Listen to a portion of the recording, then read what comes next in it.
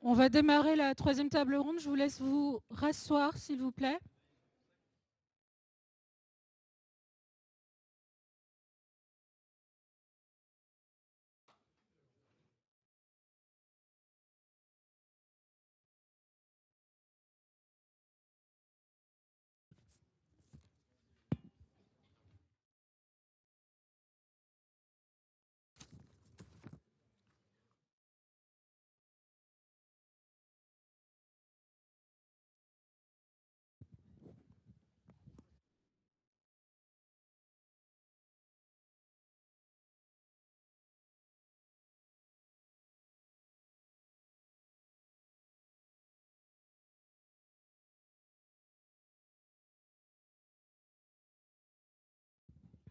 N'hésitez pas à vous asseoir. On va démarrer la dernière table ronde de l'après-midi.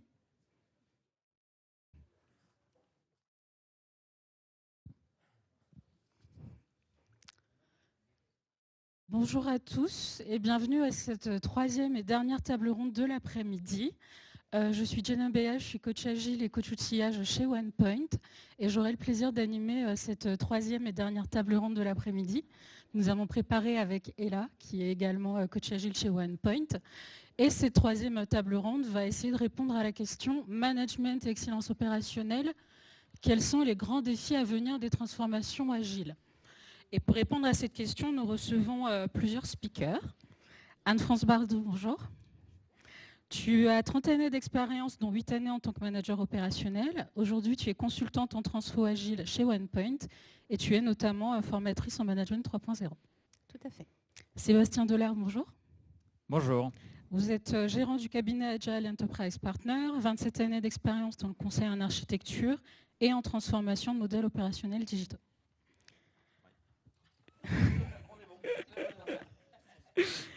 Laurent Thomas, bonjour. Oui, c'est bien moi. Voilà. Vous êtes expert en conduite de projet avec 30 années d'expérience dans le développement de produits logiciels. Vous avez travaillé sur des rôles opérationnels et de direction de projet. Vous avez été responsable du développement d'une ligne de produits avant de rejoindre la Banque de France. Vous êtes notamment l'auteur du dictionnaire commenté de l'agilité. Vous avez d'ailleurs un exemplaire pour ceux que l'ouvrage intéresse. N'hésitez pas à vous rapprocher de Laurent. Et vous êtes un des co-auteurs du PMBOK pour Body of Knowledge, PM Body of Knowledge, la 7e édition. Frédéric Weipo, bonjour. Bonjour. Après plusieurs années dans la conception et le pilotage de projets IT agile à l'échelle, tu es aujourd'hui manager d'équipe. Et une de tes équipes, c'est notamment le Centre Agile BPCE-SI. Et enfin, Hugo Deschamps, bonjour. Bonjour. Avec une dizaine d'années d'expérience en accompagnement humain des transformations, tu as été notamment DRH et directeur des opérations d'un CSP en Inde. Aujourd'hui, tu interviens pour OnePoint en tant qu'expert en transformation culturelle et leadership et tu es ethnologue d'entreprise. Tout à fait. Donc vous le voyez, on a un panel de speakers qui est assez varié. On espère que les échanges seront riches et surtout ouvriront de nouvelles pistes de réflexion pour vous autour de cette thématique.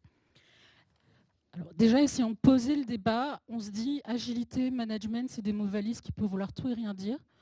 Hugo, pour toi, par exemple, un manager agile se doit d'être exemplaire. Est-ce que tu peux nous dire pourquoi? Est-ce que c'est une caractéristique importante de ton point de vue? C'est extrêmement important parce que l'exemplarité, c'est une forme d'incarnation de ce que moi j'appelle le mimétisme organisationnel. C'est-à-dire que souvent, dans les organisations, pour savoir un petit peu comment on se doit se comporter, on regarde au-dessus.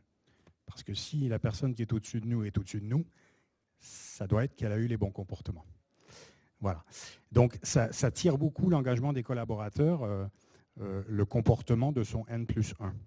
Et donc via l'exemplarité, et ce n'est pas que l'exemplarité du middle management, hein, c'est aussi celle du top management, parce que souvent on voit que l'agilité, ça vaut pour le middle management et ceux qui sont en dessous et qui font les projets, mais en haut, ça continue comme avant.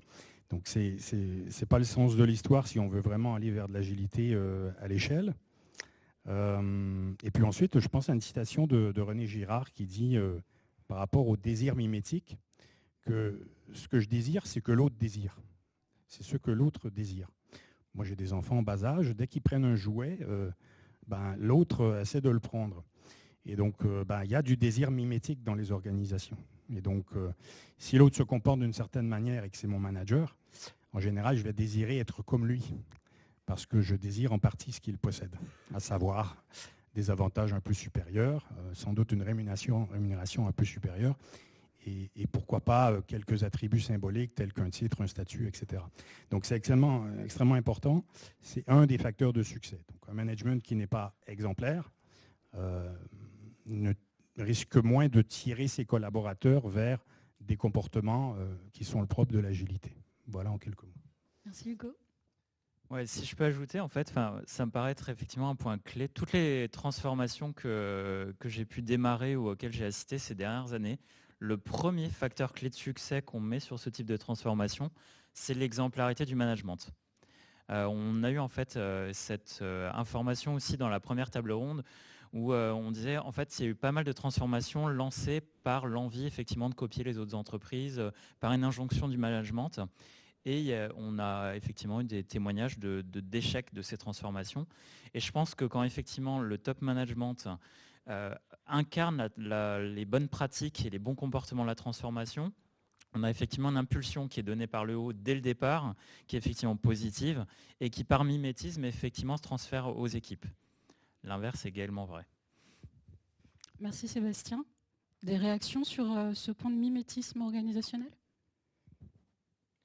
Oui, j'aurais peut-être un point. Alors tout d'abord, je voudrais juste préciser que, en rebondissant sur les deux tables rondes précédentes, je fais partie des rares dogmatiques évangélistes. Donc ne soyez pas surpris si mon discours peut parfois choquer, c'est volontaire et en plus c'est ma nature profonde. Alors on a parlé effectivement de désir mimétique, c'est vrai, mais croire que le management est bon par nature, c'est déjà se poser la nature de qu'est-ce que le management, qu'est-ce que c'est un manager. Je prendrai l'exemple de la kakistocratie, je ne sais pas si vous connaissez ce terme, c'est le gouvernement des médiocres en fait, par les médiocres. L'exemple typique d'organisation qui fonctionne par les médiocres et qui fonctionne très bien, c'est la mafia. Dans la mafia, ce qui compte, ce n'est pas d'être bon, c'est en fait d'avoir une dette vis-à-vis de son supérieur. Et donc le supérieur, ce qu'il fait, c'est simplement de créer des dettes pour lui en nommant des gens qui sont des incapables et donc qui doivent leur poste à lui, le chef. À partir du moment où vous avez compris que la nature du management, ce n'est pas simplement essayer d'être le mieux possible, produire le mieux, faire la meilleure des choses, mais que vous avez compris qu'il s'agit d'abord et avant tout d'un système de domination qui est caché par un certain discours lénifiant, pseudo-humaniste, beaucoup de portes vont s'ouvrir sur la compréhension de ce qu'est la nature du management et ce que sont les véritables managers. Et donc, du coup, Laurent, c'est pour cette raison que vous pensez que agilité et management seraient une oxymore ? Oui, je pense qu'en fait, il y a une contradiction fondamentale, effectivement, entre ce qu'est la nature profonde aujourd'hui de la façon dont les entreprises implantent le management et dont l'agilité ensuite essaye d'écrire comment est-ce que les gens doivent se comporter au sein d'une organisation. On a d'autres mécanismes d'organisation que le management hiérarchique tel qu'on le connaît et qui sont beaucoup plus adaptés à une démarche agile. Aujourd'hui, la plupart des transformations agiles, je ne peux pas dire toutes parce que je ne les ai pas toutes vues, mais la plupart des transformations agiles sont des échecs. Et elles le sont parce que le management qui les met en place est fondamentalement contraire à l'état d'esprit agile. Alors, j'apporterai une vision un peu complémentaire, je vais dire. Je ne pense pas que l'agilité soit un échec. En revanche, ce que je constate, c'est qu'aujourd'hui, le management est souvent un facteur limitant.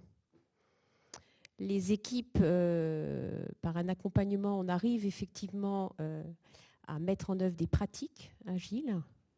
On arrive à changer en fait ses habitudes, mais souvent, le plafond de verre arrive et c'est le management qui est responsable de cette situation. C'est le management opérationnel, mais c'est le top management également.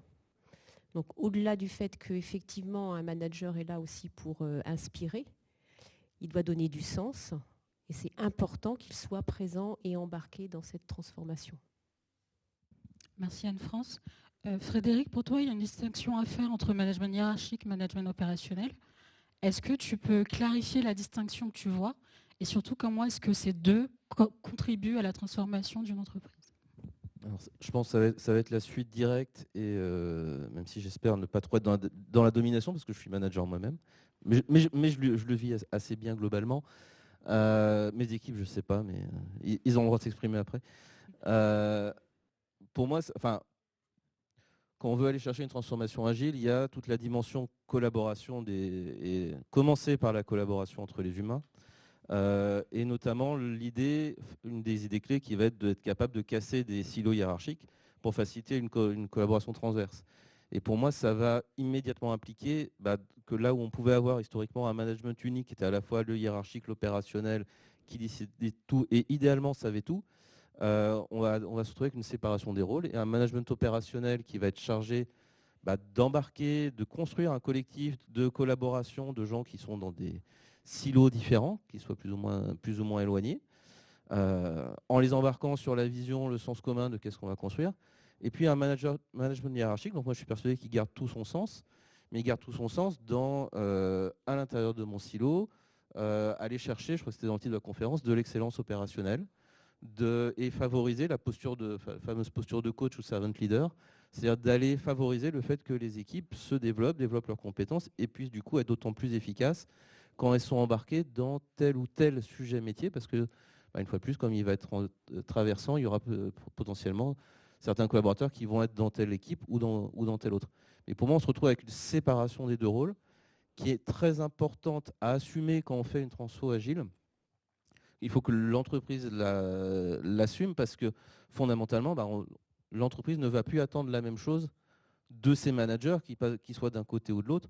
Et si ce n'est pas assumé, si ce n'est pas valorisé, les nouveaux rôles ne sont pas valorisés, on peut se retrouver avec des collaborateurs, managers, qui sont complètement paumés parce qu'ils ne comprennent plus ce qu'on attend d'eux, ils ne sont plus évalués par rapport à ce qu'on leur demande au quotidien. Il peut y avoir une grande dissonance et une grande difficulté du coup. Alors que je suis persuadé que le manager hiérarchique, dans une posture de coach, il peut s'éclater à amener ses collaborateurs à développer leurs compétences, à aller chercher de l'excellence opérationnelle, à s'inspirer à droite à gauche et les aider aussi à construire. Et pour moi, ça devient le rôle du manager hiérarchique d'aider à définir le bon cadre de fonctionnement. Quelles équipes, dans quel train, par exemple, si on va parler dans des modèles où on lance des trains de type safe, il faut bien qu'il y ait quelqu'un qui soit positionné pour décider, OK, on va lancer un train faisant collaborer ces équipes. On est d'accord d'affecter ces personnes. Il reste un besoin d'un rôle hiérarchique qui est plus de faire au quotidien savoir ce que chacun fait, mais de mettre en place les conditions pour que les équipes puissent s'épanouir derrière. Merci Frédéric. Sébastien, est-ce que pour vous, il y a une place du coup pour un manager hiérarchique, un manager opérationnel ? Alors, effectivement, en fait, si on regarde juste, il y a un petit peu deux angles qu'il faut avoir en tête.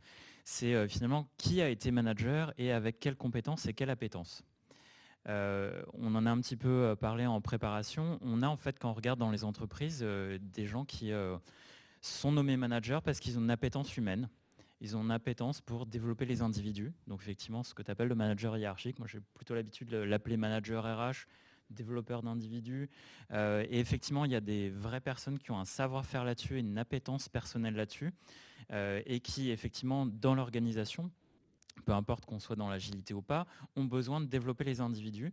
Et je pense qu'il y a, par rapport à ce que tu dis, le besoin de séparer, c'est surtout, moi, je dirais, un recentrage de ce que fait un manager, parce que ces managers-là, on leur a souvent demandé aussi autre chose. Et ce autre chose, ça peut être effectivement de l'organisation du travail au quotidien. Donc effectivement, là c'est plutôt effectivement le rôle du manager opérationnel que tu décris, qui est un petit peu comme le chef de projet qui dit à chacun tous les matins ce qu'il doit faire et machin, dont on a moins besoin effectivement en agilité puisque les équipes sont auto-organisées, responsabilisées. Et ensuite, il y a une troisième dimension qu'on va retrouver aussi dans ces managers, ça peut être une dimension technique d'expertise. Un manager qui a été promu parce qu'il est bon dans son métier, peu importe que ce soit côté IT ou côté métier. On a des managers qui ont été promus pour leur expertise et qui ne se reconnaissent pas forcément dans l'organisation, qui ne se reconnaissent pas forcément dans le développement humain. Et on a pourtant besoin d'eux. Et c'est au travers de ces transformations qu'on peut justement les repositionner. Et je pense que ce n'est pas forcément les repositionner en tant que manager, mais les repositionner par rapport à leur appétence. Et si je regarde un petit peu finalement ce qu'on fait Et quand tu parlais, Anne-France, de difficultés quand on arrive effectivement sur le middle management, dans les transfos agiles, quand effectivement on ne traite pas le repositionnement des managers, à savoir, est-ce qu'effectivement ils vont avoir un rôle de développement des individus, mais plus un rôle opérationnel, de développement par exemple de communautés, on a besoin d'aligner les personnes sur des communautés d'expertise, donc leader de communauté mais plus manager. Je vous donne un exemple, leader d'une communauté app ou web ou sur une thématique business ou une thématique technologique. Donc là, ça peut être effectivement repositionné sur un rôle d'animation ou un rôle d'expertise. On a besoin d'architectes d'entreprise, on a besoin de personnes qui ont une expertise très forte dans l'entreprise pour avoir de la vision et donner de la perspective sur des transformations digitales.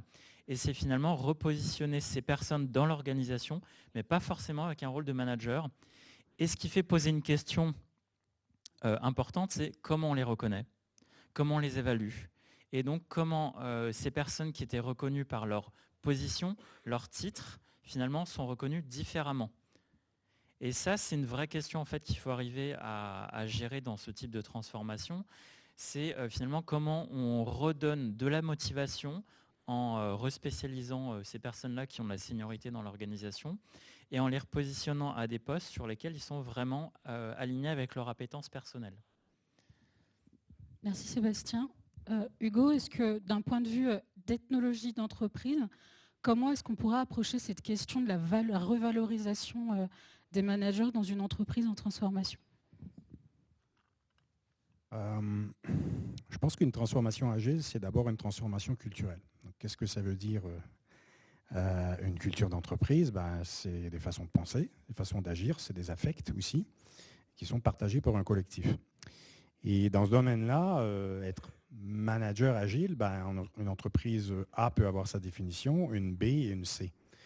Pourquoi? Et là, c'est l'ethnologue qui parle, parce qu'on est des êtres de langage et donc des êtres de signification, et qu'on n'accorde pas les mêmes significations et donc les mêmes comportements à des termes qui sont pourtant les mêmes, mais qui changent, dont la signification change d'un groupe à un autre. Donc, être manager agile, il n'y a pas d'absolu, il n'y a pas de formalisme, il n'y a pas une façon de l'être.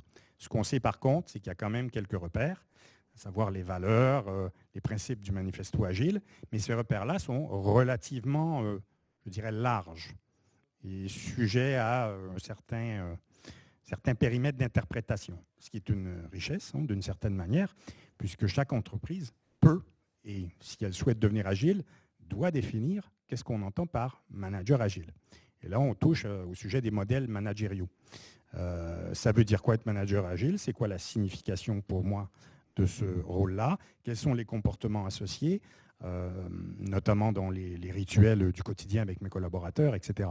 Et dès lors qu'on a défini ces choses-là, qui ne sont pas, comme on l'entend souvent dans le langage populaire, être manager agile, c'est pas que savoir s'adapter, en fait. C'est quand même un petit peu plus complexe que ça.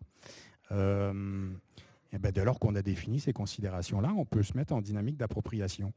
Et une dynamique d'appropriation, c'est pas seulement de faire des posters et de les afficher sur le frigidaire dans l'entreprise. C'est de mettre les gens en séminaire où on les met en situation de définir pour eux-mêmes qu'est-ce que ça veut dire dans mon métier d'être manager agile, au regard d'un cadre qui est posé, qui est celui de l'entreprise, qui a défini dans les grandes lignes ce que c'est. Voilà.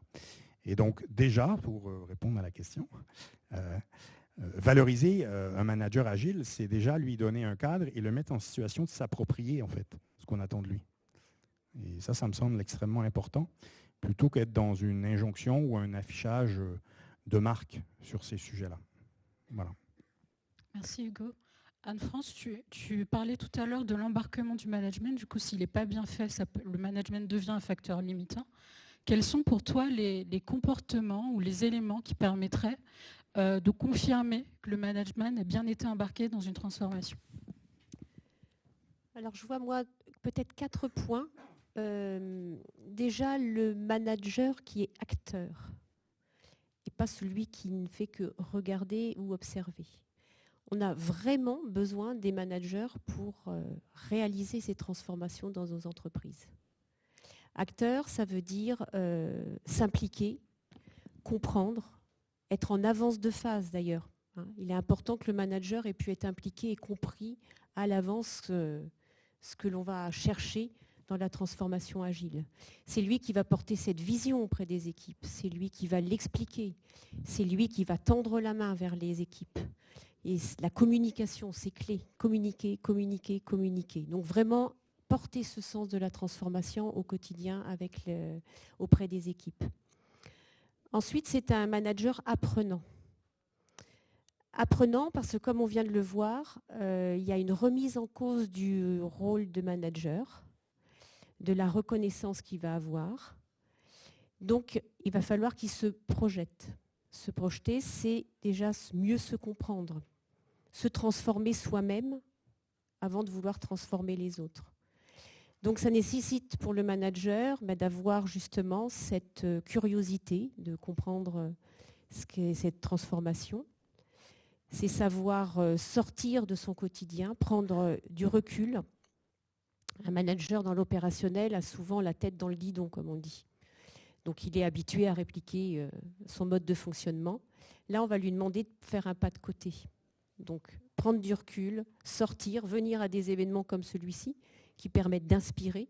En tout cas, c'est le manager qui va petit à petit apprendre et qui va pouvoir, au quotidien, en fait, partager ce qu'il apprend et devenir justement ce manager qui va leader derrière les équipes. Après, il y a le manager, alors je vais l'appeler le jardinier. On parle souvent du manager jardinier qui, lui, s'occupe du système et on y reviendra. En tout cas, il ne va plus être gérer l'activité de chacun de son équipe, mais il va s'assurer que le système fonctionne le mieux possible pour que ces équipes, justement, se développent. Donc lui, avec sa vision beaucoup plus transverse, va pouvoir justement faire bouger les lignes, va s'attaquer à des processus transverses, va avoir un regard beaucoup plus large. Donc ça va être quelqu'un qui va rester présent, mais avec ce pas de recul et cet angle de vue beaucoup plus large. Et enfin, on va aussi en parler, je pense, de la collaboration. On en a parlé bien avant. Pour moi, il est clé, le manager, dans la collaboration. C'est lui qui va justement, par sa posture, son dynamisme, en tout cas, engager des discussions transverses, du travail collaboratif, développement de l'intelligence collective. Donc, aller chercher les personnes au quotidien dans ces équipes, aller chercher les personnes dans l'organisation qui vont pouvoir justement aider dans cette nouvelle dynamique-là. Et en résumé, je dirais que ce qui est important, c'est qu'effectivement, ce travail-là soit déjà fait. Le manager doit se transformer lui-même. C'est vraiment la clé avant d'aller vouloir transformer les équipes. En tout cas, pour moi, c'est vraiment important. Et on verra, je pense, dans l'accompagnement, c'est nécessaire justement de bien anticiper ça dans une transformation pour embarquer ces managers avant tout. Merci Anne-France. Des réactions ou des retours d'expérience sur l'embarquement du manager? Peut-être juste, en tout cas, je pense que ça rebondit sur le premier sujet qu'on a abordé, qui est l'exemplarité. C'est-à-dire que si on dit au manager, il faut que tu arrives à construire un collectif, par exemple, qui fasse un vrai effort d'innovation. Il ne s'agit pas que de le mettre en diktat ou en message, mais si lui-même ne fait pas un effort pour aller s'inspirer, aller pousser des nouvelles idées, il peut raconter tout ce qu'il veut à son équipe sur l'innovation, il n'embarquera personne, quoi. Donc mais je prends l'innovation comme un exemple, mais je pense que c'est vrai à plein de choses. Et je retiens aussi, dans ce que vous venez de dire, ce qui devient aussi pour moi le rôle du manager, notamment hiérarchique, qui est beaucoup plus le travail sur le système, la réflexion systémique, et aller chercher les leviers du quotidien pour résoudre les problèmes. Le manager, il n'y peut rien, c'est l'équipe. Et c'est l'équipe qui saura trouver les sujets. Par contre, le manager, il peut avoir des leviers sur lever les freins de long terme. Et je pense que c'est là où il a le plus de valeur à apporter, à globalement permettre aux équipes d'être le plus efficace possible, parce qu'il aura été favoriser la collaboration avec d'autres équipes, lever les freins à droite à gauche. Et je pense que c'est un vrai noble métier, extrêmement intéressant, mais qui est une évolution de ce qui pouvait être avant, et donc faut l'assumer et le valoriser, quoi. Ouais, si je peux peut-être rebondir sur un point. On parle en fait du côté positif des transformations sur les équipes, et effectivement très souvent les équipes sont assez appétentes à ce type de transformation. Pour les managers, ça peut être un peu plus douloureux parce qu'on doit faire le deuil de la reconnaissance par le management, par les pairs, par les équipes d'une certaine forme de pouvoir, de contrôle opérationnel et ce genre de choses, et qui en fait doit être accompagné. Et c'est là en fait, je pense, là on va pas parler de coach agile, mais là vraiment de coach professionnel qui peuvent accompagner les personnes vraiment en tant qu'individus sur retrouver un sens, retrouver une motivation, rechercher dans ses appétences et retrouver un positionnement, parce qu'il y a une sorte de courbe du deuil qui doit se faire entre l'avant, où effectivement, comme tu le disais, Laurent, le manager faisait tout, et l'après, où comme je disais tout à l'heure, finalement il y a un recentrage, et finalement le manager doit faire le deuil d'un certain nombre de choses qu'il faisait, sur lesquelles il était reconnu, et qui ne peut pas se faire, je dirais, simplement en disant bah, tiens, ça va passer tout seul, quoi. Et là, le rôle d'un coach professionnel qui peut être effectivement proposé par la structure RH notamment, peut être un des éléments clés d'accompagnement du manager en tant qu'humain et en tant qu'individu dans la transformation de l'organisation. Oui, effectivement, je crois qu'on est tous un peu biaisés par l'aspect technique. On est aujourd'hui tous des managers plus techniques que métiers a priori. Maintenant, si on va dans d'autres organisations où on a peu d'informatique, où on a des managers au sens traditionnel du terme, donc une hiérarchie très forte, les transformations que l'on essaye de pousser au sein de ces entreprises, elles ne peuvent pas fonctionner. Les gens qui sont à ces postes de responsabilité l'ont été parce qu'ils ont illustré un certain nombre de caractéristiques qui sont des caractéristiques essentiellement, alors on pourrait parler de tayloriennes, ou Ford, Maillot, etc. Donc des caractéristiques qui sont en totale contradiction avec les aspects purement collaboratifs recherchés par les approches ou les transformations agiles. On a la chance d'avoir effectivement parmi nos managers des managers qui sont des managers experts techniques. C'est très peu le cas dans d'autres organisations non informatiques. On a ce qu'on appelle dans ces organisations essentiellement la mise en place d'un managérialisme, c'est-à-dire en fait de la prise de pouvoir par une caste de technocrates, de managers technocrates, dont la fonction est justement de guider l'organisation dans leurs présupposés issus de leurs études de type MBA. Vous savez qu'aux États-Unis, c'est la formation numéro 1 suivie par les étudiants.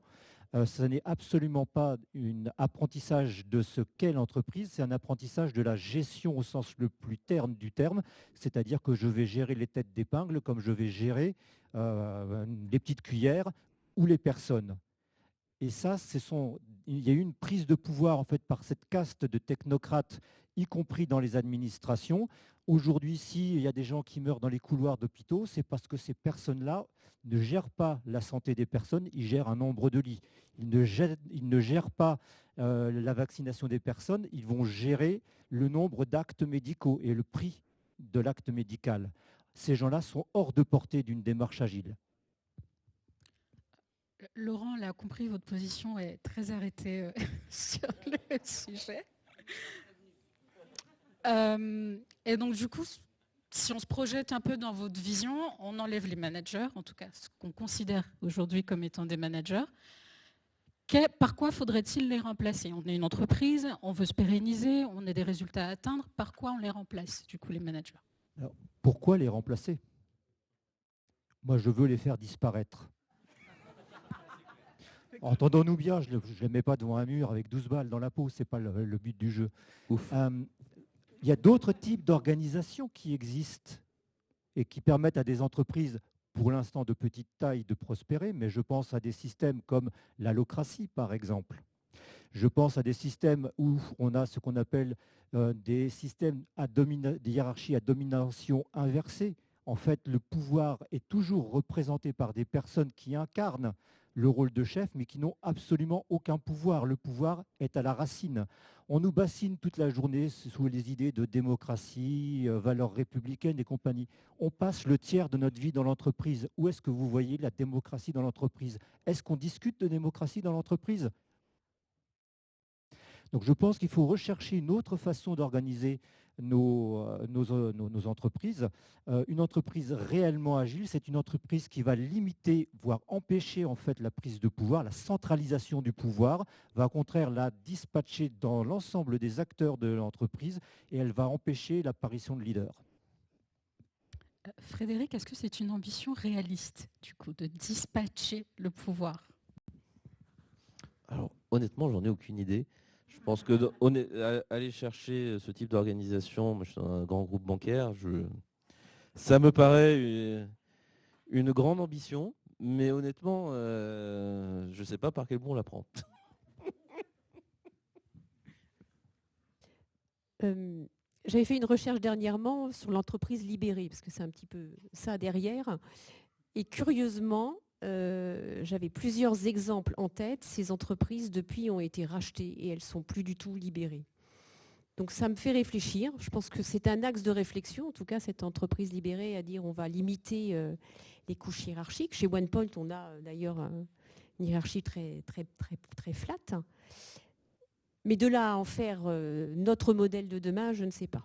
Là, je laisserai les jeunes générations inventer leur modèle. Mais Alors, il n'y a pas de suppression du management dans les entreprises aplaties, plutôt, ou alors c'est vrai que le terme n'est pas très joli, holacratique, mais ça aussi c'est pas non plus, mais bon.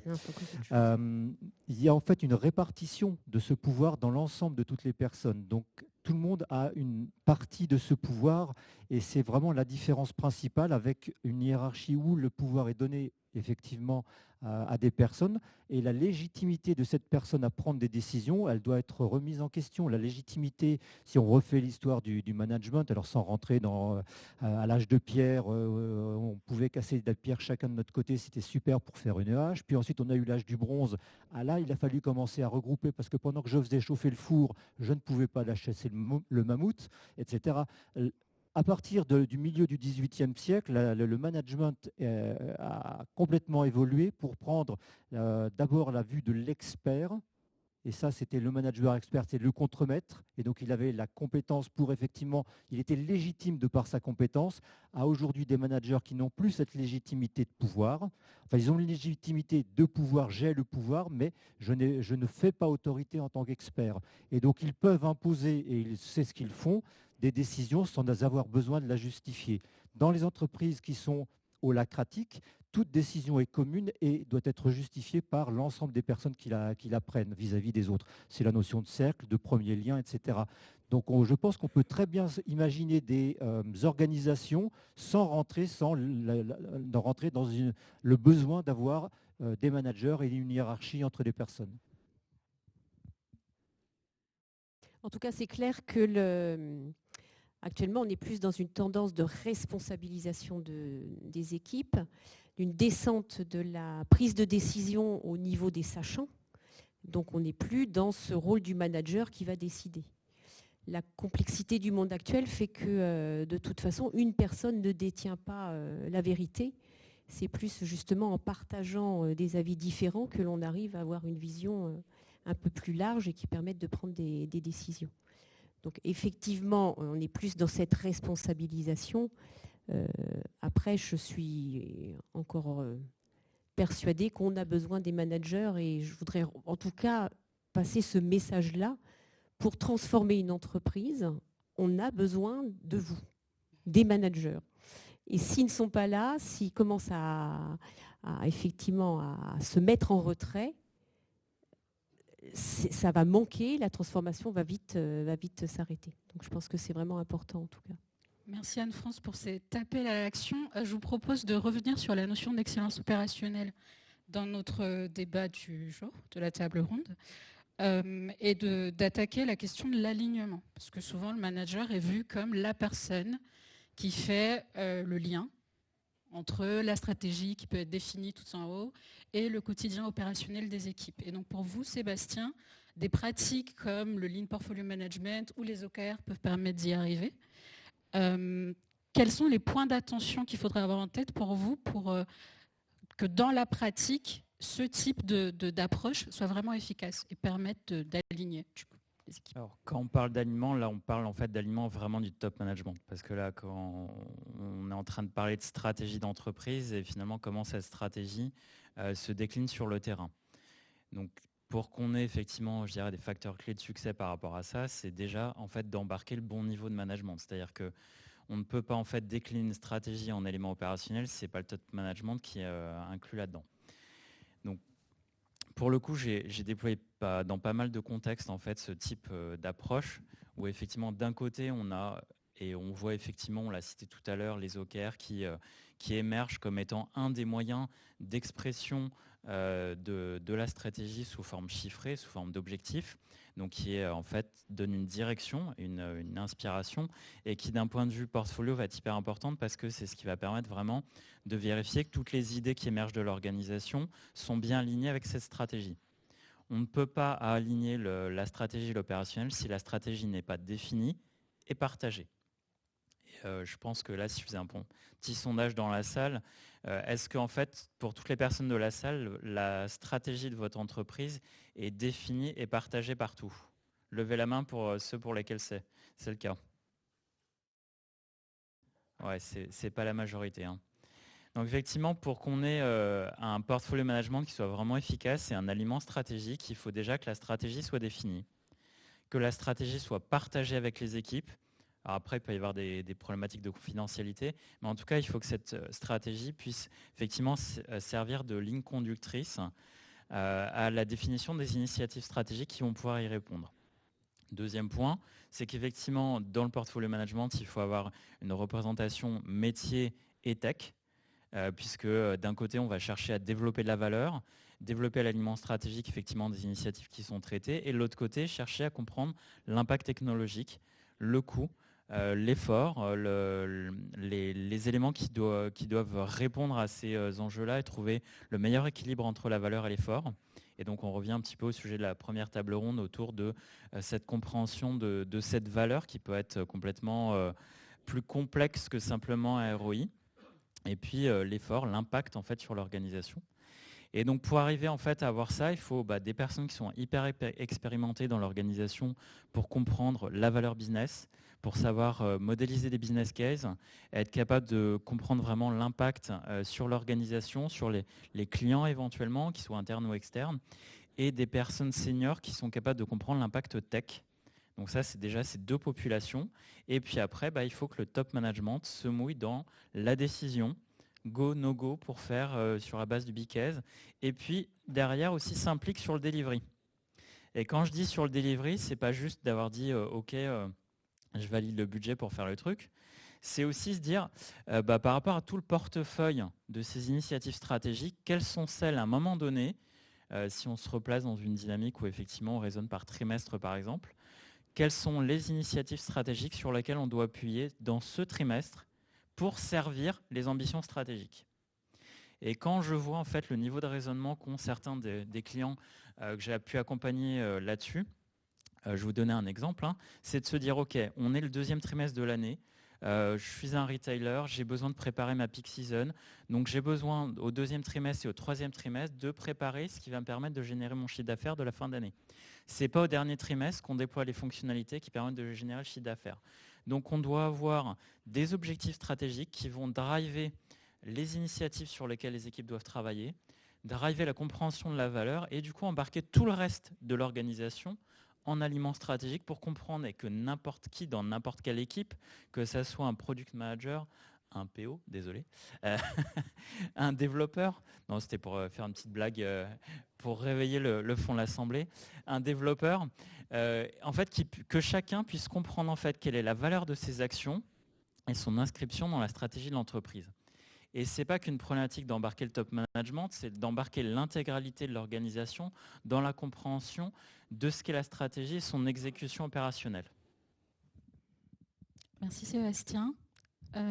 Alors on le sait, on l'a vu aussi sur les deux tables rondes précédentes, on est souvent drivé par un pilotage financier, on est souvent dans des contextes où le budget est validé l'année d'avant. est donc figé à l'avance. Frédéric, tu l'imagines, la question sera pour toi. Est-ce que des pratiques comme LPM, OKR sont des leviers pertinents par rapport à la réalité du fonctionnement d'un certain nombre d'entreprises finalement aujourd'hui? Alors, moi, j'y crois beaucoup. Pour rien vous cacher, moi, donc, je suis dans le groupe BPCE. Sur la partie retail, c'est la joie et la complexité d'avoir un groupe mutualiste, de 2 réseaux mutualistes. Au niveau des décisions budgétaires, c'est un vrai bonheur. C'est un syndic de copropriété, de 2 copropriétés à la fois, donc c'est pas simple. On commence à mettre les pieds dedans, pas forcément sur ces parties-là, d'autres où la relation avec nos donneurs d'ordre est un peu plus simple, mais moi j'y crois énormément.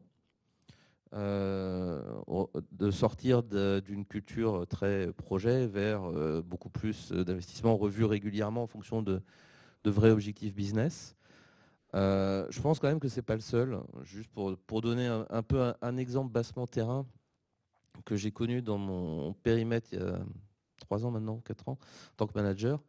On a le métier donc, du groupe qui est venu nous voir pour lancer un train autour du KYC. On avait un problème, le régulateur qui était dans les murs et qui venait nous dire vous n'avez plus vos données clients à jour, vos réseaux bancaires, et ça va vous valoir des amendes mathématiques, hein, des millions, voire des dizaines de millions d'euros, vous imaginez bien à l'échelle du 2e groupe français. Et donc le métier est venu nous voir en disant on n'arrive plus à faire venir les clients en agence. Hein. J'imagine que vous ne passez pas si souvent que ça dans votre agence bancaire. On pense qu'il y a quelque chose à faire en self-care, en ligne, en banque à distance. Et on a lancé un programme, et ça revient sur le côté voir l'informatique comme un investissement et un levier pour faire du PNB, ou dans mon cas, éviter des amendes, et pas juste un centre de coûts. Le métier est venu nous voir en nous disant clairement les objectifs, c'est d'éviter des amendes. C'est pas livrez-moi tel produit. Hein. C'est non, on sera objectivé sur les amendes qu'on aura évitées au groupe. On a lancé un train. Au bout d'un mois, on livrait un premier bout. Alors, un mois chez nous, c'est super court, mais vraiment. Mais le petit bout qu'on a livré permettait d'envoyer un signal au régulateur. Moi, j'avais gagné avec le métier. Hein.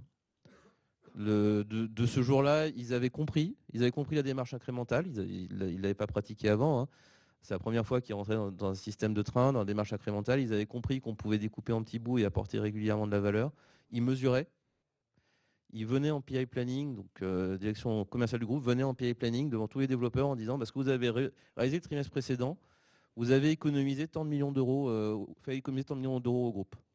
Là, je peux vous garantir que l'alignement stratégique, les développeurs, ils savaient pourquoi ils bossaient, ils repartaient avec la patate. Hein. Ça, il n'y a aucun problème.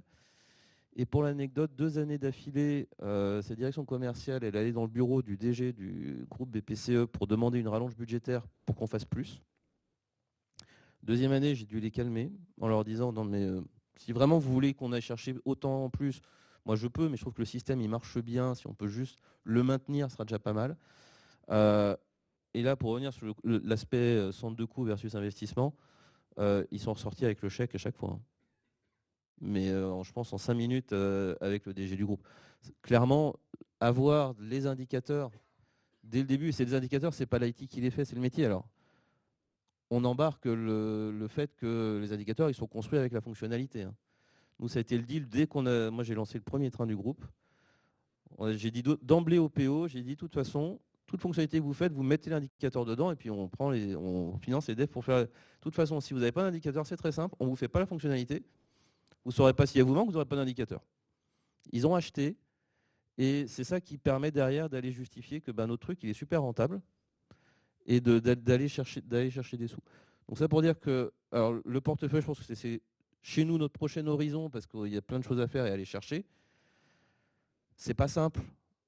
C'est encore moins simple quand, j'ai plus les chiffres en tête, mais on doit avoir 12 banques populaires, 15 ou 16 caisses d'épargne, j'ai plus. Bon, bref, à aligner sur les décisions d'investissement. Donc ça, on va mettre du temps à y arriver, mais j'en suis persuadé.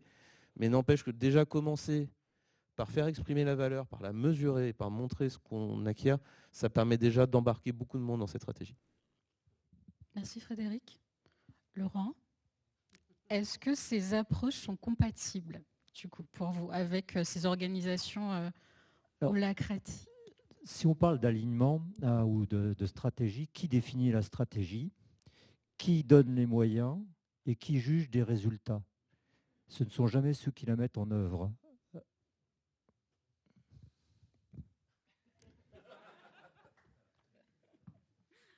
Hugo, tu peux peut-être nous aider à voir un peu. C'est compliqué là. Non, pour revenir sur le sujet de l'alignement, de la hiérarchie, etc., et son importance ou pas, de mon regard d'ethnologue, pour avoir aussi un peu pratiqué la primatologie, on regarde les grands singes, ils ont tous des hiérarchies. On regarde les collectifs humains, on a tous de la hiérarchie. Donc l'abolition de la hiérarchie et l'absence d'existence de hiérarchie dans des collectifs humains, je ne crois pas du tout. Je pense que c'est important, mais une entreprise, c'est pas non plus purement militaire et c'est pas Woodstock. Donc, il faut trouver la manière de poser le curseur entre les deux. Si on tire le trait, si on allait vers des organisations agiles à l'échelle, ces organisations-là, qu'est-ce qui se serait passé? En tout cas, un des éléments par rapport à l'alignement qui se serait passé. On serait passé d'une logique d'alignement à dominante verticale, où il y a énormément de niveaux hiérarchiques, etc. C'est très hiérarchique, il y a du top-down, il y a du bottom-up, ça descend et ça remonte plus ou moins bien, donc l'effort de coordination, il est entre la tête et les pieds. OK. On serait passé de ça à une logique d'alignement à dominante horizontale. L'agilité à l'échelle, à terme, c'est très peu de niveaux hiérarchiques et le besoin de coordination il se situe entre des gens relativement égaux en fait, dans l'organisation. Hein? Parce qu'on a des équipes qui sont autogérées. Et donc, la question, ce n'est pas l'absence ou la présence de hiérarchie. Il y aura toujours de la hiérarchie. Mais c'est le nombre de niveaux de hiérarchie qui change, en fait, dans un passage à l'échelle de l'agilité. Et donc, c'est aussi la direction de l'alignement qui change. On part d'un alignement, une nécessité d'alignement et de coordination verticale à une nécessité d'alignement horizontal entre des équipes autogérées. Si on tire le trait jusqu'à son terme, c'est un peu le sens de l'histoire qu'on n'a pas réussi à accomplir, hein, sauf si vous avez des exemples. Parce que j'ai échangé justement avec un participant juste avant. L'agilité, aujourd'hui, j'ai l'impression que ça fonctionne dans des petites équipes, dans des projets, à des échelles plus ou moins grandes, et surtout plus ou moins moyennes. Et dès qu'on essaie de passer à l'échelle, c'est beaucoup plus compliqué. Voilà. Merci Hugo. J'ai quelques exemples où on va taper les 600-900 personnes à coordonner et ça marche très bien. Hein. Ouais, moi j'ai quelques anciens collègues de chez Renault dans l'assistance et on avait essayé de faire ça à l'échelle de 180 000 personnes et ça n'a pas fonctionné. Ça, ce sera le débat pendant le cocktail, juste après la table ronde. Anne-France, du coup, tu partages, on s'oriente plutôt vers un alignement horizontal et pas forcément vertical? Alors, en tout cas, ce que je peux dire, c'est que les équipes ont besoin effectivement d'un alignement. Si on laisse un collectif se gérer, il va partir dans tous les sens. Donc, il nous faut cet alignement-là. L'alignement, je le vois vraiment, moi en tout cas, quand je parle d'alignement, c'est l'alignement par rapport au métier. Et dans les organisations dans lesquelles j'ai eu l'occasion de travailler, on constate quand même beaucoup de silos. Et je pense que l'agilité est effectivement une clé de réponse, en tout cas, pour essayer d'aligner tout ce collectif et de désiloter justement ces organisations. Donc pour moi, c'est ça qui est important d'avoir. C'est pour ça qu'il faut aller chercher les directions métiers. Quand on disait tout à l'heure, on a d'un côté l'IT, d'un côté le métier. Souvent d'ailleurs, on a plusieurs métiers. C'est vraiment important que l'on ait cet alignement qui se crée pour permettre justement d'être sûr que les équipes vont délivrer la valeur qui est attendue. Donc je pense que c'est ça. Après, c'est vrai que c'est compliqué, ça dépend des organisations. Mais ce désilotage est pour moi fondamental et le manager a un rôle clé à jouer justement dans ce désilotage. C'est lui qui a accès justement à une organisation plus large, hein, et va pouvoir aller chercher les acteurs pour pouvoir justement les mettre autour de la table. Merci Anne-France. D'autres réactions sur le sujet de l'alignement? Moi, je vais juste rajouter une chose par rapport à ce qui vient juste d'être dit. Je pense que c'est aussi le manager qui a, par sa posture, la capacité à pousser ses équipes à sortir de leur silo, les inciter à être dans la collaboration avec les autres, et que si le manager ne prend pas cette posture-là, on peut essayer de construire toutes les organisations transverses qu'on veut. Si le manager n'est pas prêt à lâcher, parce que c'est lâcher du pouvoir, c'est-à-dire je veux rester responsable de ce que fait mon équipe, surtout pas lui permettre de collaborer avec d'autres pour servir un objectif qui n'est pas celui que je pilote directement, on ne fera aucune transformation agile. Je partage tout à fait cet avis-là, où effectivement le manager est clé dans ce contexte-là. S'il ne montre pas l'exemple, les équipes vont continuer à travailler soit en solo, soit l'une contre l'autre. Et c'est important justement de montrer cet alignement au niveau de la direction. Je peux peut-être juste ajouter un petit élément. On disait tout à l'heure, on n'a pas défini le manager agile. Il y a en tout cas une personne et un petit groupe de personnes qui ont essayé de le définir dans une organisation qui s'appelle Agiloa, je ne sais pas si vous connaissez, qui est en fait issue de Grenoble École de Management, où ils ont écrit plusieurs livres et en fait fait plusieurs publications, notamment scientifiques. C'est des coachs et des sociologues qui ont travaillé là-dessus et qui ont défini le manager agile selon 6 comportements à activer dans les organisations. Et vous les avez quasiment tous cités, la proaction, la synchronisation, l'innovation, des éléments d'intelligence situationnelle, des éléments d'intelligence émotionnelle. Si ça vous intéresse, vous pouvez consulter en fait ces éléments-là qui définissent effectivement les comportements activables par un manager dit agile et qui n'a rien à voir avec l'agilité comme on a pu la partager aujourd'hui, parce que c'est des gens qui ne connaissent même pas le manifeste agile et qui sont dans la sociologie et qui ont travaillé sur la dynamique de collaboration et la systémie des organisations. Merci Sébastien. Donc, cet après-midi, on aura beaucoup parlé d'agilité sous l'angle produit, sous l'angle outil, avec vous sous l'angle management. Ce qu'on retient en tout cas, c'est que finalement, on a déjà beaucoup d'historique devant nous. On a l'impression d'avoir atteint un peu un palier. Et donc, on se pose la question de l'étape d'après. Et la question que j'ai pour vous, et donc elle s'adresse finalement à vous tous, quelles sont pour vous, c'est quoi l'étape d'après? C'est quoi le grand défi à avoir en tête pour la transformation demain, et qu'est-ce que l'agilité peut nous apporter? Peut-être Sébastien, pour commencer. Je pense qu'un des points, on l'a vu, il y a quelques exemples qui ont été cités aujourd'hui, c'est finalement l'agilité en dehors des fonctions IT ou digitales. J'ai notamment eu le plaisir de tester ça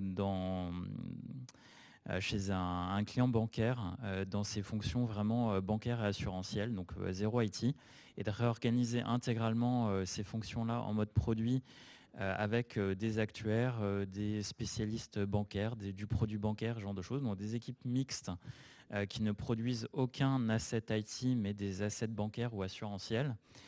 Je pense qu'il y a une vraie valeur, comme l'avait indiqué Brice au tout début, qui était de Laurent Merlin, d'utiliser ces principes dans d'autres fonctions que l'IT et le digital.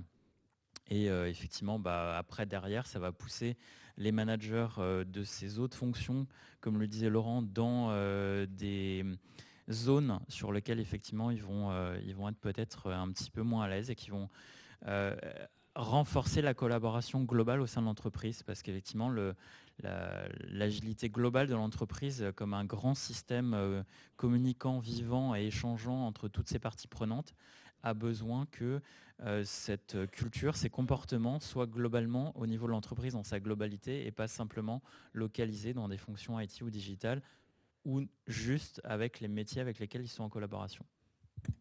Sébastien, Anne-France, le grand défi pour toi demain? Alors, le grand défi, je vais reprendre le sujet de la table ronde précédente, l'IA générative. Est-ce que c'est un nouveau membre de l'équipe?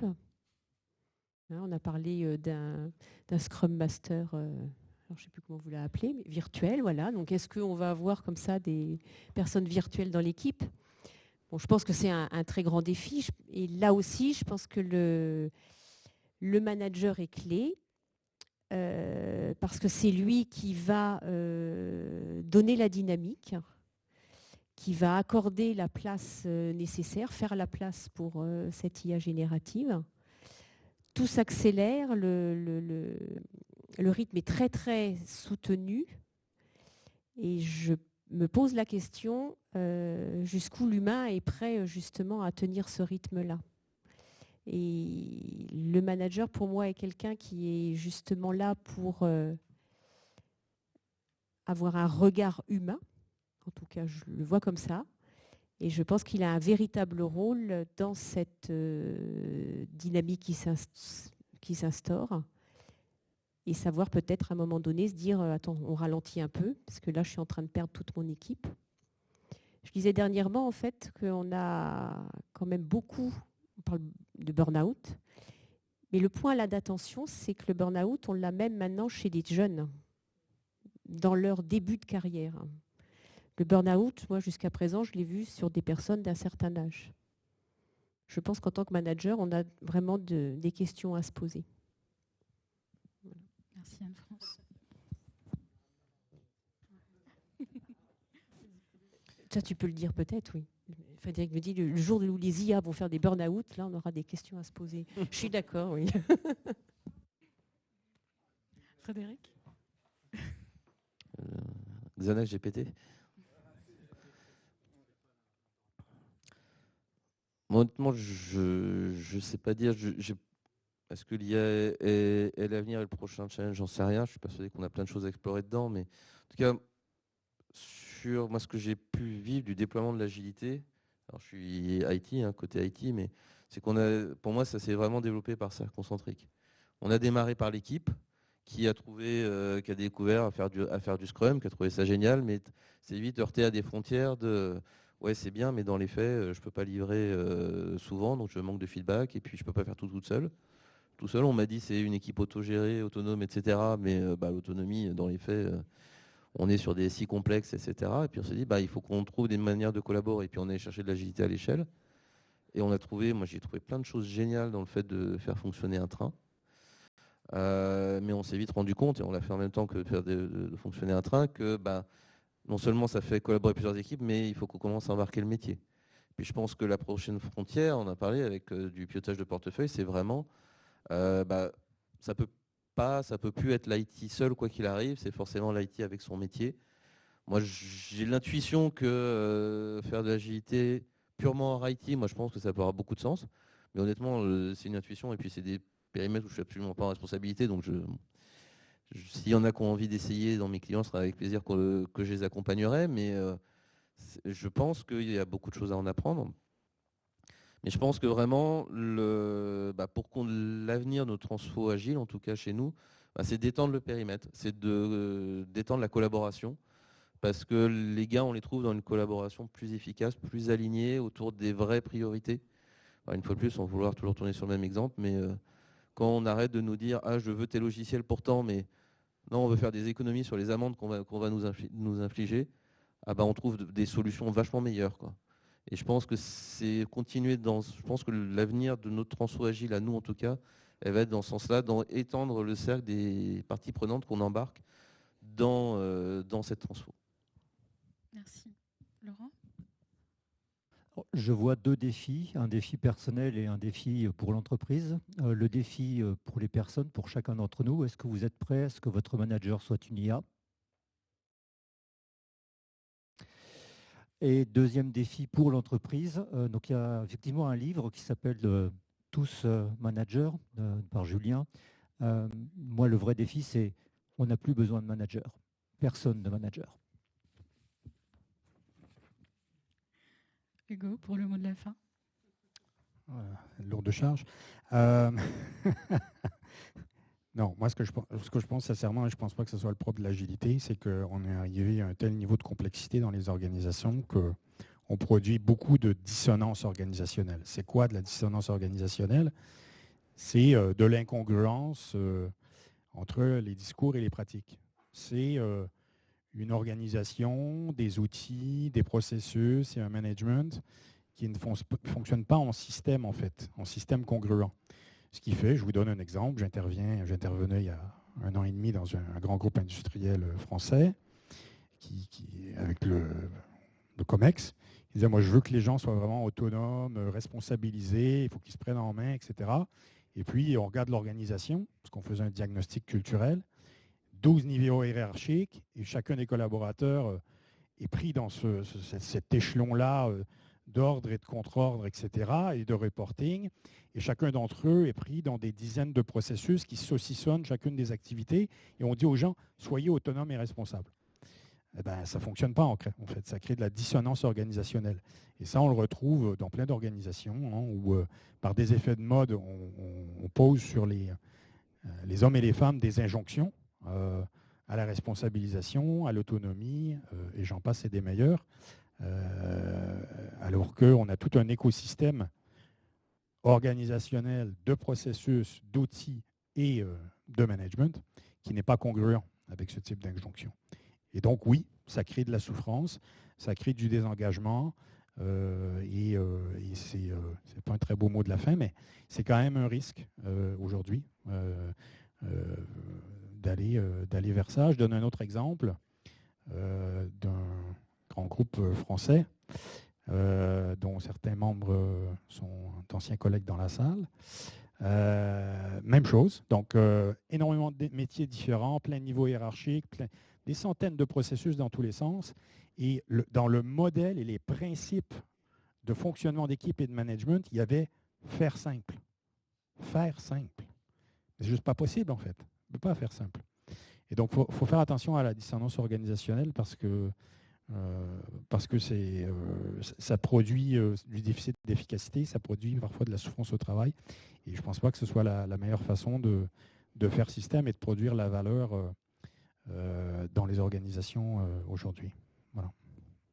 Merci Hugo et merci à vous tous d'avoir accepté notre invitation et d'avoir essayé en tout cas de répondre à la question de notre table ronde.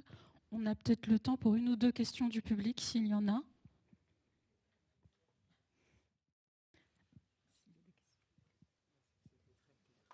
Voilà, on a dû être hyper clair. N'hésitez pas à scanner le QR code pour vos réactions. Merci à vous. Et donc, je vais passer la parole à Antoine Lambret, que je vois, je pense, qui est partenaire banque assurance finance chez OnePoint pour la conclusion de l'événement. Bonsoir à tous.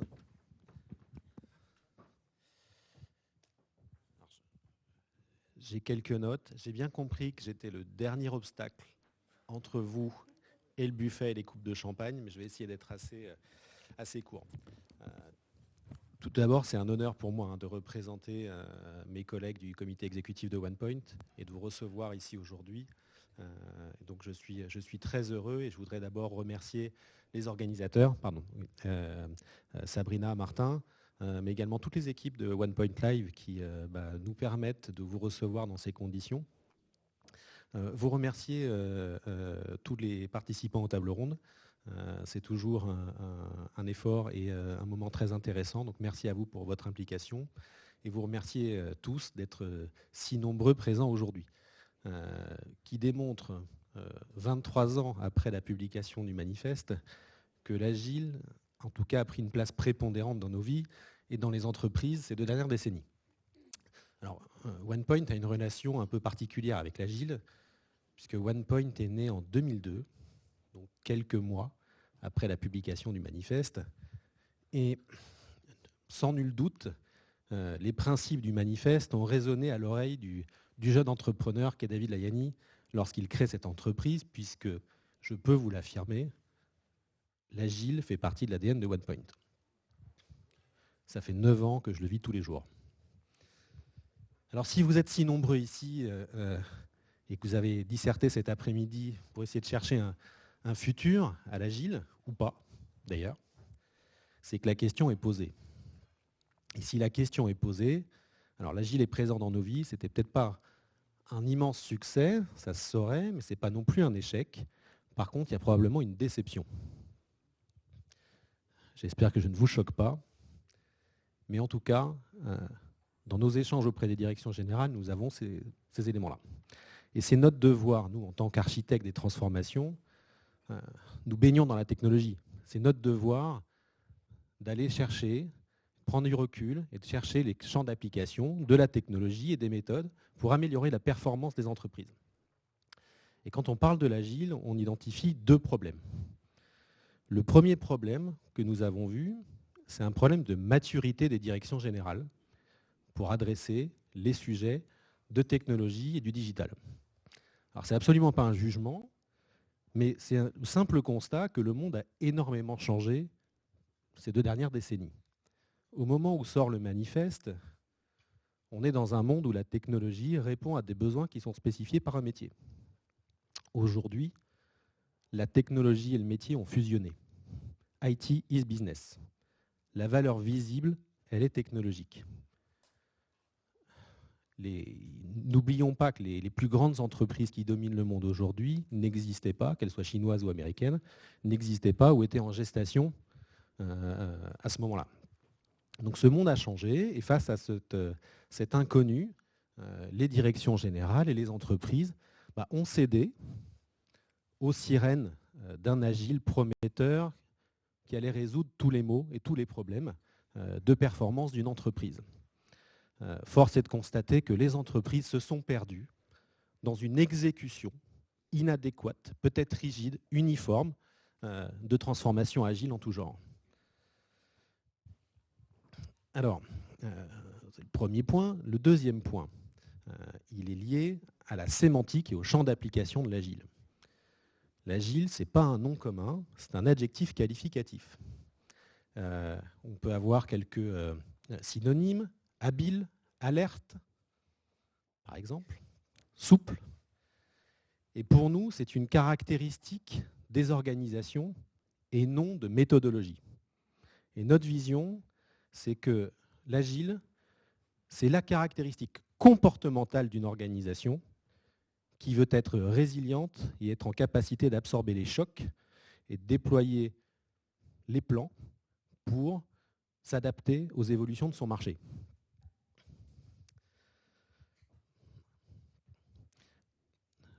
Donc, ça ne résout pas les problématiques de performance, mais ça les précède et c'est un préalable à la performance. Nous vivons dans un monde complexe et inconnu. Si ça ne résout pas le problème de la performance, il ne faut pas oublier que la performance reste la problématique principale des entreprises. L'enjeu de nos clients et des directions générales est la performance. Moi, j'évoquais hier avec M. Enrique Martinez, qui est directeur général du groupe Fnac Darty. Il nous disait très simplement qu'il préparait son entreprise. Il voulait qu'elle soit agile pour répondre aux chocs et aux défis posés par les entreprises chinoises que sont Shein et TikTok. Et que son focus était d'avoir une entreprise agile et la performance de ses processus était la clé. Donc pour résoudre les problématiques de performance, vous avez évoqué aujourd'hui l'approche produit. C'est une excellente chose et notre vision, c'est que l'approche produit, c'est une dimension de la performance. Elle a une vertu magnifique, c'est qu'elle remet le client au centre de la création du produit et c'est une excellente nouvelle parce que le client, c'est lui qui définit les critères de performance de vos produits et de vos services sur le marché. Alors, il définit les critères de performance, mais aussi de non-performance. C'est une autre vertu de l'approche produit, c'est que ce qui est superflu, on peut le retirer. C'est-à-dire que c'est une approche qui est saine. Et dans le monde actuel, c'est une approche extrêmement saine d'avoir une démarche d'efficacité opérationnelle qui est intégrée à la fabrication des produits et des services. Alors, ça n'est qu'une dimension de la performance. Vous avez évoqué les outils également. Et la technologie et l'IA générative, je suis arrivé à la fin de la table ronde. Et l'IA générative, évidemment, et les technologies vont faire partie éminemment des problématiques de performance des entreprises demain. Mais pour nous, ce n'est pas l'élément déterminant. Dans notre approche, l'élément déterminant de la performance, c'est la culture des entreprises. C'est ça qui fait la différence dans vos produits, dans vos services, qui fait la survaleur. Et la culture, elle est incarnée par le management. Vous l'avez évoqué également, le management, c'est lui qui diffuse et qui, par son exemplarité, diffuse l'excellence, la qualité dans les organisations. Et la performance, l'excellence et la performance. Donc finalement, vous avez abordé les différentes dimensions. Et si je dois finir et un peu conclure mon propos, Je crois que le champagne n'a pas encore réchauffé. Si je dois un peu conclure mon propos, l'agile, il y a eu une promesse peut-être un peu démesurée. Une petite déception, mais la promesse n'était pas bonne. Pour autant, depuis 2019-2020, on a vécu quelques soubresauts, et en particulier le Covid, on a quelques autres crises. Et de quoi nous sommes-nous aperçus? C'est que finalement, certaines entreprises avaient déjà créé la condition de la résilience. Et l'agile n'y est probablement pas pour rien. D'autres ont urgence, une véritable urgence de travailler leur résilience. Parce que les problématiques et les transformations que nous allons vivre demain, que ce soit les transformations liées au changement climatique ou à la réglementation, qui vont être des transformations extrêmement contraignantes. Si vous n'avez pas créé les conditions de la résilience et de l'agilité, vous n'avez pas les conditions de la performance. Donc vous avez compris la fin de mon propos. À la question, y a-t-il un futur à l'agile et quel est-il? Nous, on voit un futur à l'agile, mais exclusivement couplé à la résilience et à la performance. Je vous remercie. Le buffet est ouvert.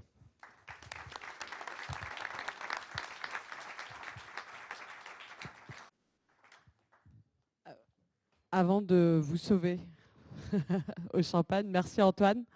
Je vais juste conclure du coup l'ensemble de la journée en vous rappelant notre prochain événement, le Product Incorp Summit qui aura lieu le 25 avril dans nos locaux avec des ateliers, des REX, plus de 20 directeurs produits. Donc n'hésitez pas à vous inscrire, on va continuer à communiquer là-dessus plus largement. Évidemment, je vous remercie tous pour votre présence aujourd'hui. On a été très nombreux, donc c'est super. Merci beaucoup. Je remercie particulièrement l'équipe organisatrice, l'équipe du LivePoint et tous les speakers, tous les intervenants. Je vous invite à venir sur moi. Sur moi, non, pas du tout. On se calme, c'est pas l'heure. Avec moi sur scène, s'il vous plaît, pour une petite photo avec tous les speakers et l'équipe organisatrice. Et puis ensuite, vous pourrez profiter du cocktail. Merci encore.